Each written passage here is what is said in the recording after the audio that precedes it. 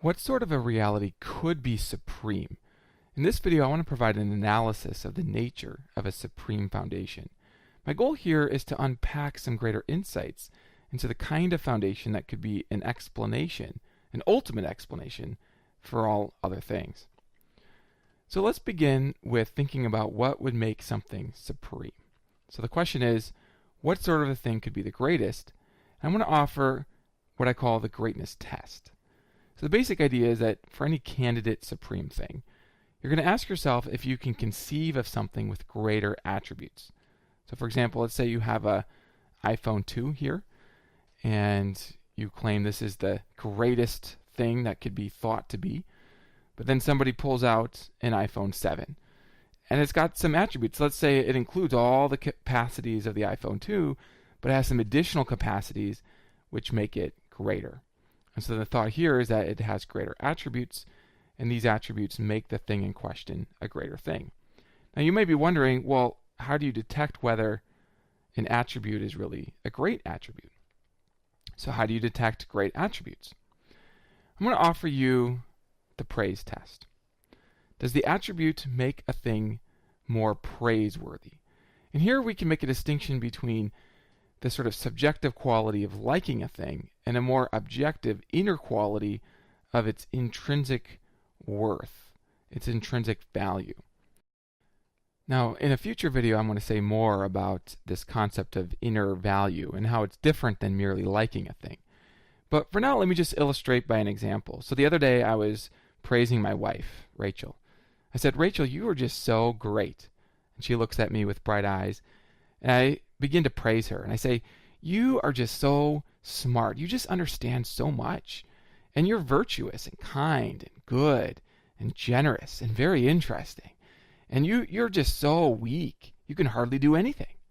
No, I didn't say that. I didn't say she was weak, because there's this basic concept of greatness that is in line with those first attributes of knowledge and virtue, but that isn't in line with weakness. If I say that somebody's weak, I'm not praising them, and we understand that intuitively. And so we can use this praise test to investigate the fundamental attributes of greatness. So let me go through these. Having abilities is a great-making attribute.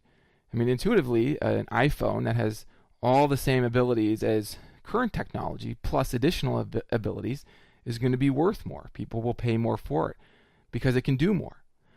Now, I realize that abilities can be misused, and so sometimes people will associate power with corruption.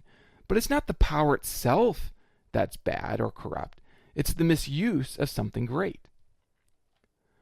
Knowledge is intuitively something that flows from greatness. This is why we consider it a good thing to get an education and to know more. And again, people can misuse great things. I mean, I think the greatest evils in our world are actually perversions of the greatest goods. You take something good and then you misuse it. But that doesn't mean that knowledge itself, even though it can be misused, is not itself a great thing. And goodness itself.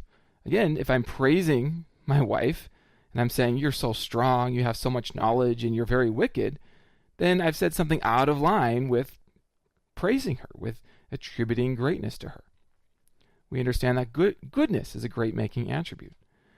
And then here's one: anti-fragility is less often considered, but this is basically the ability to maintain all the other great-making attributes, to maintain existence and all the great-making attributes that the thing has.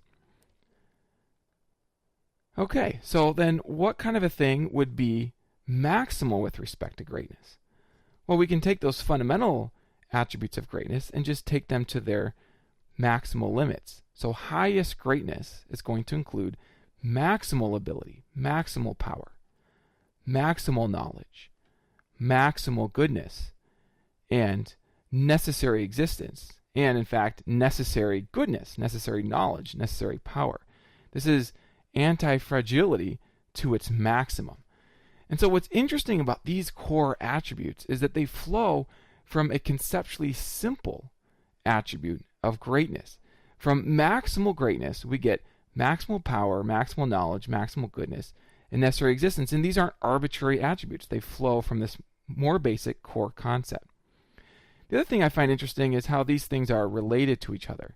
So you could argue that maximal power implies the power to produce all knowledge, the power to produce all goodness, even the power to have all knowledge and all goodness.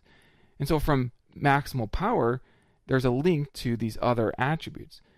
You could argue that something that has maximal knowledge is going to have the power to know things, and that in fact it's going to have maximal power in order to know all the things that are knowable. I've also heard it argued that something that has maximal knowledge is going to have knowledge of all the reasons to do good and all the reasons that doing bad wouldn't be worth it, and that such a thing wouldn't even be able to do bad and it would be actually maximally good because it has maximal knowledge. Maximal goodness could be argued to imply having maximal knowledge, because something that is maximal in its goodness is going to have some amount of knowledge of good things, and the power to act well. Okay, so these attributes are interrelated. They're not arbitrary. They flow from a core attribute of maximal greatness. Here's something else that's interesting. Anything less than great would have arbitrary limits. We've seen this in a previous video, that there's this problem of arbitrary limits, something that at the foundation of reality that is great to some extent, has some power, the power to produce 10 to the 180 particles and no more, is going to have a limit with respect to its degree of greatness. We could imagine something greater. We could conceive of a reality that would have more power, more abilities. Whereas something that's supreme in its greatness doesn't have arbitrary limits. And that's an advantage we saw from a previous video. Now here, you might wonder whether we could get that same advantage of avoiding the problem of arbitrary limits if we have the opposite of maximal greatness, maximal worseness. Could you have something like that? Right? Like a maximally worse thing would have no limits with respect to its worseness, and so then that would avoid the problem of arbitrary limits. Here are just a few considerations. I'm going to give you three. First, it seems to me that worse-making attributes actually depend on great-making attributes. So for example, if something has the power to destroy you, well then it has this great-making attribute of power, although it's misusing it. It has the great-making attribute of knowledge, of knowing where you're at and how to destroy you, even though it misuses that knowledge. It has a great-making attribute of being able to exist and not just be completely destroyed immediately. And these great-making attributes, in some sense, detract from its maximal worseness. It has a mix, then, of worse and great. Also, the less great seems to imply the less ability to exist, right? Like something that is greater is anti-fragile, it can sustain, it has the strength to maintain itself. But something that's weak can be destroyed. And so I would say that actually the furthest attribute from maximal greatness, it would be non-existence. And since nothing that exists can have non-existence, I don't think it's possible that the foundation of reality is maximally worse. I don't think that is a conceptual possibility. Okay, let me talk about the great value of a great foundation. I find this theory, the supreme greatness theory, very interesting, but also it has some interesting practical results. Because if the foundation is supreme, then people are valued. Why do I say this? Well, because people have value. We can see this by the fact that we understand that killing a person is problematic. Or if you think that racism is wrong, as I do, then that's because you're detecting the value that all people have, the intrinsic value that they all have in common. And that's why it would be wrong to think that some people or some races have more value than others, because we recognize that people have this intrinsic basic value. Okay, well, the foundation is supreme in its value, and we argued that a supreme foundation would have all the great-making attributes, including knowledge and power and goodness, and so by its goodness, it would value all that's valuable, and therefore it would value people because people are valuable. Also, people would always be valued because the supreme foundation would have anti-fragility, it would have necessary existence, and it would necessarily value that which is valuable. And moreover, people would always be valued by the greatest conceivable explanation of existence. And that's really cool.